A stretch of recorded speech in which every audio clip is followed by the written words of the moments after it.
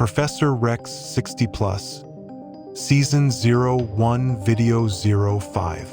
What happens to your hormones at 3 a.m.? Science explains.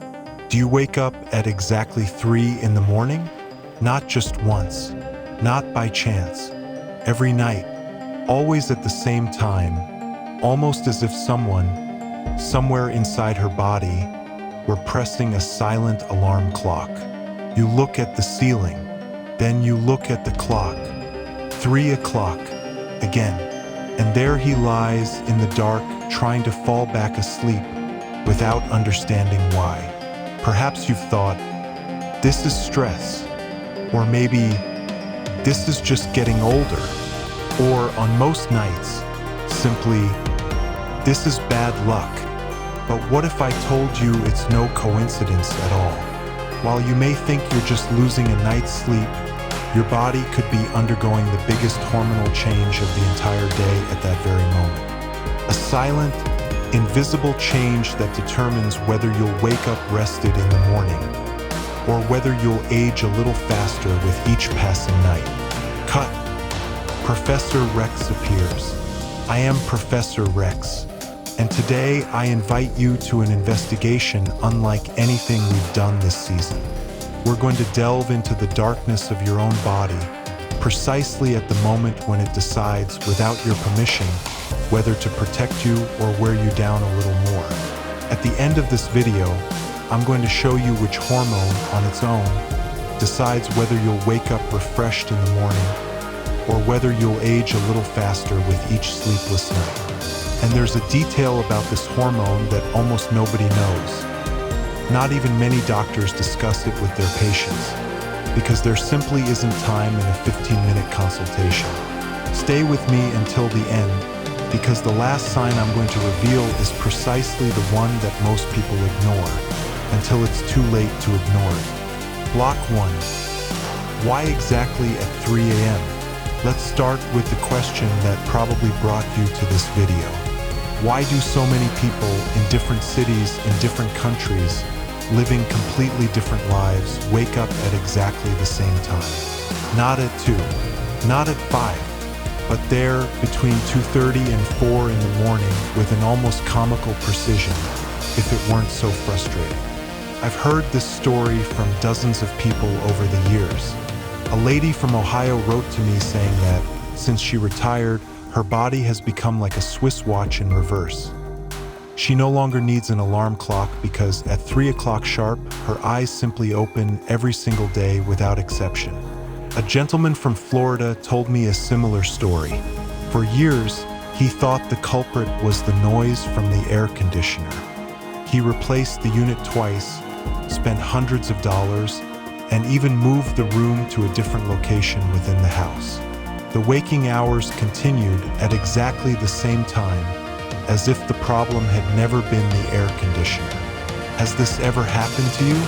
If so, leave a comment with the exact time you usually wake up. I really want to know if this is a real pattern, repeated by thousands of people, or an isolated feeling. This information will also help me decide on the topics for this season. The quick answer, and we'll get to the point later, is this: your body has an internal biological clock that doesn't use hands or batteries. It's located inside the brain in a region with a complicated name, the suprachiasmatic nucleus, and it controls practically everything that happens inside you: body temperature, hunger sensation, blood pressure variations, and, of course, the release of the hormones we're going to investigate today. This internal clock doesn't age the same way for everyone. And as the years go by, it starts to speed up some of its functions. It's as if the clock in your own house, on its own, without anyone touching it, starts running a little faster during the early morning hours. Except nobody notices, because there's no visible display for this internal clock. Only the effects it produces exist. The practical result is this: processes that used to happen at 5 in the morning, when you were 40 years old, now happen at 3. And it is precisely there, in this small, silent advancement, that our investigation begins to get really interesting. But there's something even more important behind all of this. And that's what we're going to talk about now. Block 2. The invisible war between two hormones. There are two hormones that wage a kind of silent war inside you every single night without exception. One wants to keep you asleep, the other wants to wake you up. And the winner of this battle, at each moment of the early morning, decides whether you continue sleeping or open your eyes in the dark. The first hormone is called melatonin. You've probably heard of it, maybe even seen bottles of it on pharmacy shelves. It's the darkness hormone, produced by a small gland called the pineal gland, hidden deep in the center of the brain, almost like a tiny pearl. When the light around you diminishes, melatonin levels begin to rise, and the body gets the message. It's time to shut down the daytime systems. The second hormone is called cortisol. And here's the first big point that few people know. Cortisol isn't just the stress hormone, as the internet loves to simplify it in 30-second videos. Cortisol is actually the hormone that prepares the entire body to wake up. It starts rising hours before you open your eyes on purpose to provide energy, slightly raise blood pressure, and prepare the muscles and brain for the day ahead. On a healthy night, this change of command is smooth, almost imperceptible. Melatonin dominates the first half of the night, keeping you in deep sleep. Then, around 5 or 6 in the morning, cortisol begins to rise gradually, and you wake up naturally, feeling ready without any jolts. But in many people, especially when there is accumulated stress over the years, changes in the circadian rhythm, or simply the natural aging process, this command shift happens too early. Cortisol begins to rise not at 5, but at 3 in the morning. And it is this premature, out-of-schedule rise that pulls you out of deep sleep and throws you back to consciousness in the middle of the night without any warning. Think of it like two work shifts in a store. One employee arrives 2 hours early and unlocks the doors, while the other is still finishing cleaning up from the previous night. The store isn't ready to open, and you, in the middle of this chaos between two shifts, wake up in the dark, your mind already awake, but your body still begging for a few more hours of sleep. It is this overlap, cortisol arriving too early, melatonin still trying to finish the job, that many people experience as that abrupt awakening without apparent reason, always at the same time in the early morning. Block 3. The growth hormone, the silent repairer. But there is something even more important happening at this very moment of the night. And it's something that almost no one talks about, neither in doctors' offices nor on the internet. During deep sleep, not light sleep, not dreams, but the deepest, quietest phase of the night, the one in which there is practically no movement or consciousness, the body releases a hormone called growth hormone. Don't let the name confuse you. It's not just for children and teenagers to grow. After the age of 60, this hormone continues to be produced, but it takes on another function, perhaps even more important: repair. It repairs muscle fibers that have worn down during the day, whether from walking, gardening, or simply from the body's natural use. It repairs the skin, actively participating in cell renewal that maintains tissue elasticity. It helps maintain bone density, something essential after a certain age.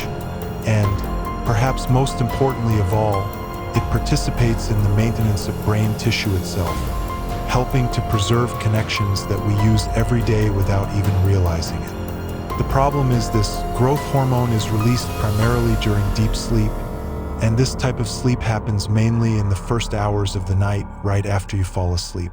If you wake up at 3 in the morning, and it takes you 40 minutes, an hour, sometimes much longer, to fall back asleep, you're not just missing a meaningless nap. You're literally cutting off the biological window in which your body repairs itself. Sleeping poorly, repeatedly, night after night, means repairing less.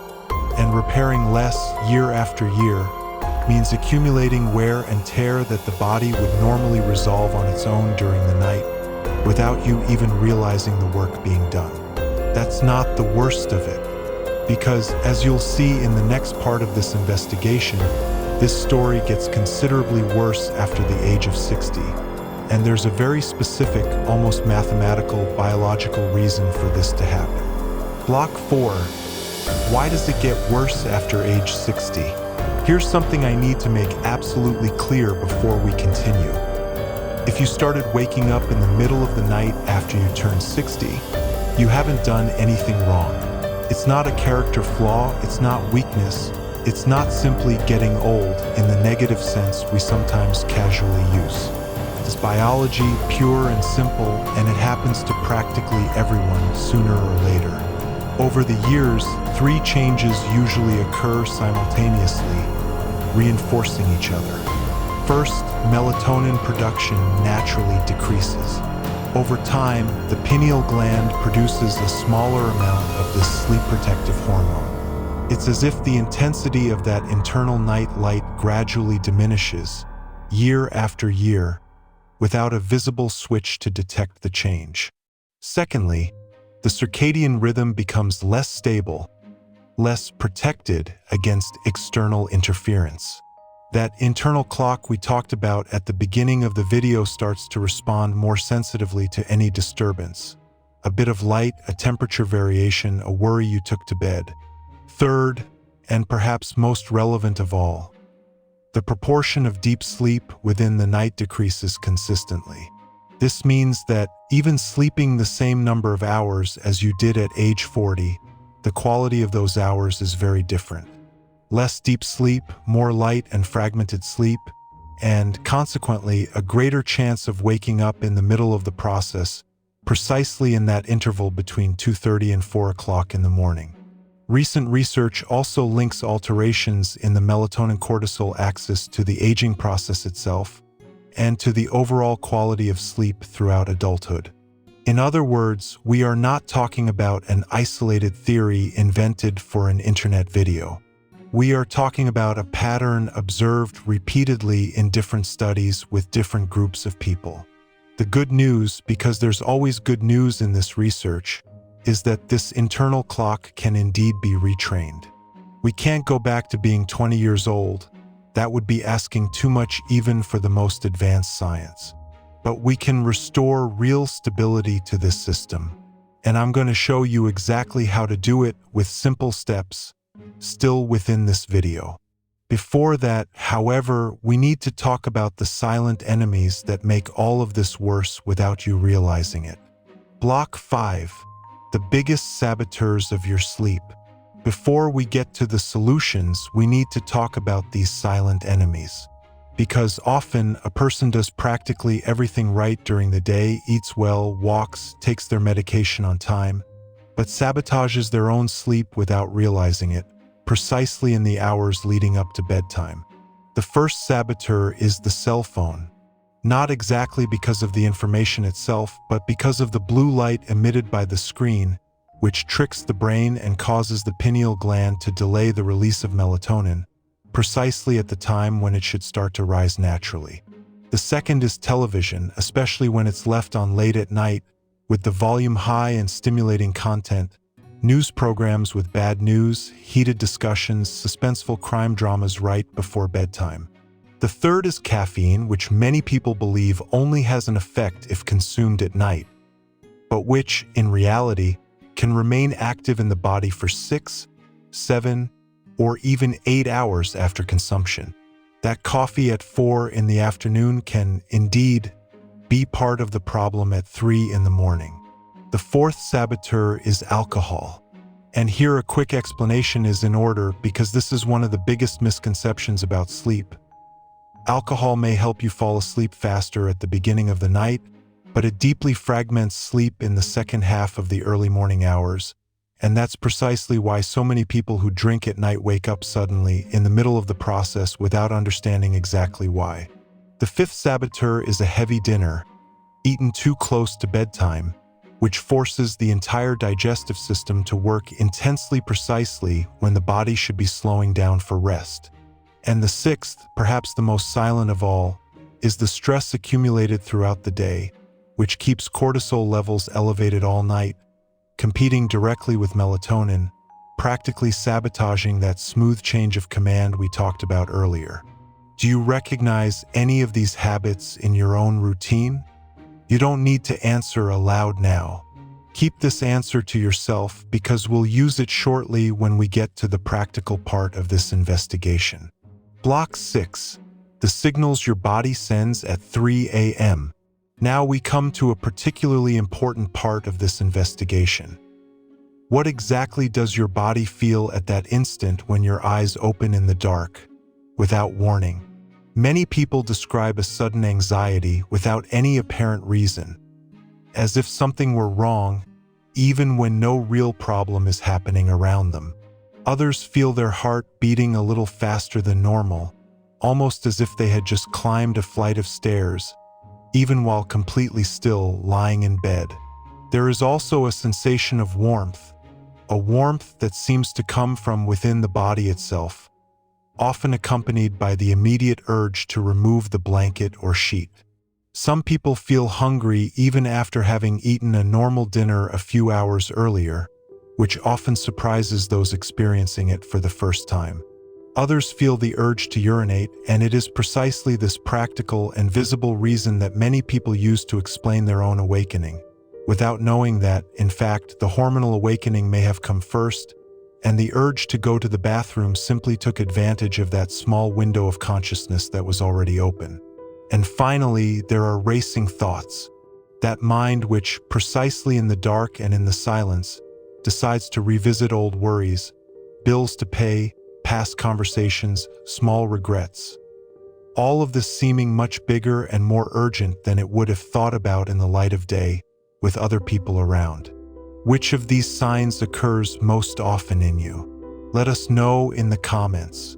This is one of the most important questions in this entire video, because the pattern you described can tell us a lot about which of these mechanisms we are exploring is most active in your specific case.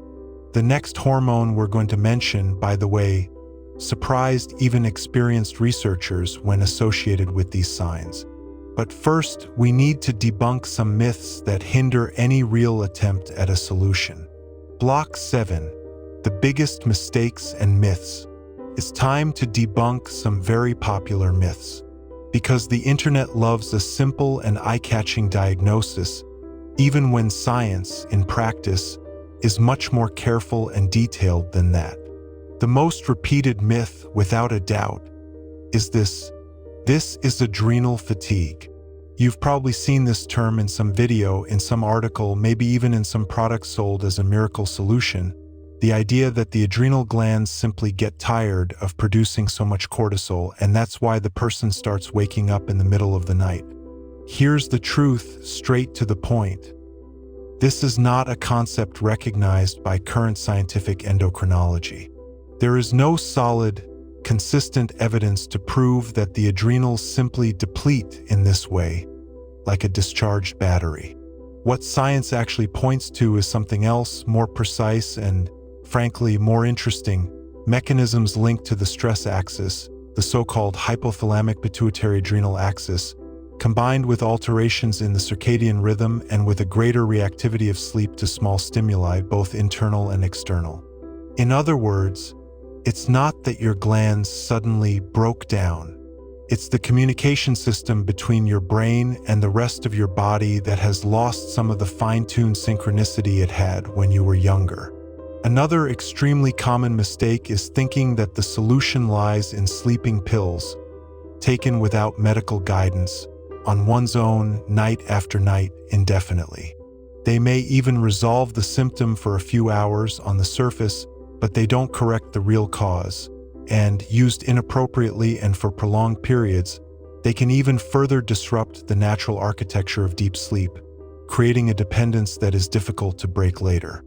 And the third mistake, perhaps the most dangerous of all in the long run, is simply accepting this as something definitive, as if there were absolutely nothing to do but live with age and resign oneself to it. As you will see now, in the practical part of this investigation, There is indeed a real path to recovery, and it doesn't depend on any miracle. Block 8. How to restore the harmony of your sleep. We've finally arrived at the practical part of this investigation. And I want to make one thing very clear before continuing. None of these changes on their own is magic, and none of them will solve everything overnight. But together, applied consistently, they truly retrain the internal clock week after week. The first step, and probably the most powerful of all, is a fixed schedule. Going to bed and waking up at the same time every day, including weekends, is probably the single most effective adjustment that exists for stabilizing the circadian rhythm over time. The second step is to reduce light in the 2 hours before bedtime. This includes your cell phone, of course, but also very bright or very bright lights inside the house. Whenever possible, opt for softer, warmer yellow light at night. The third factor is the room temperature.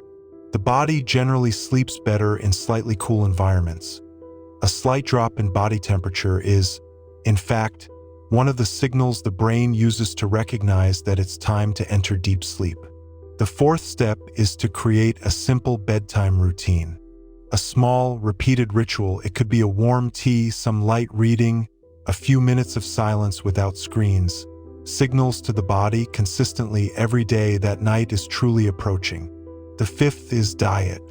Avoiding heavy dinners close to bedtime, and also avoiding caffeine from early afternoon onwards, makes a real and measurable difference, even if the effects aren't felt immediately on the first night. The sixth is physical activity, preferably practiced during the day, and never too close to bedtime. Regular movement helps the body to better consolidate the deep sleep phases during the following night. And the seventh, perhaps the most underrated of all, is breathing. If you wake up at 3 in the morning, resist the almost automatic urge to grab your phone or turn on the light. Instead, breathe slowly. Inhale counting to 4, hold your breath counting to 4, and exhale counting to 6. This simple pattern helps calm the nervous system and considerably reduces the chance of cortisol continuing to rise prematurely. None of these changes need to be perfect. The goal isn't to achieve a perfect night tomorrow. The goal is to create a trend over the weeks of an increasingly stable and predictable internal clock, and with that, fewer and fewer interrupted nights. Block 9, the final discovery.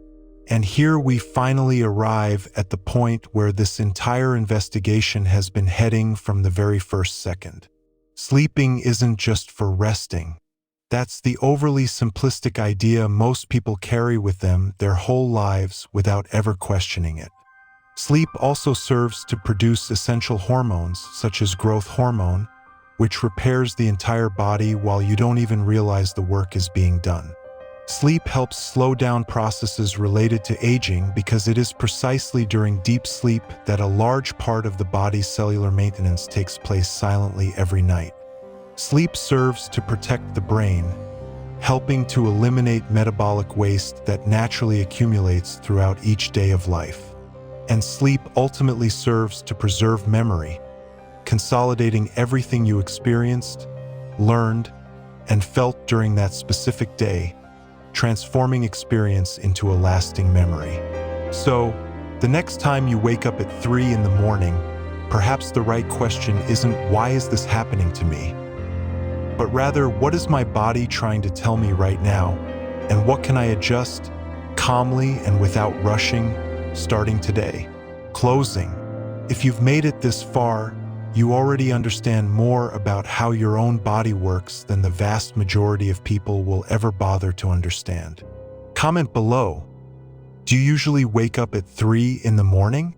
And which of these signs we've shown today most closely resembles what you actually feel almost every night? And if this research made sense to you, the next video in this season picks up exactly where we left off today, because there's another hormone, directly linked to everything we've seen, that science has only begun to truly understand in recent years. I am Professor Rex, And this investigation for today ends here.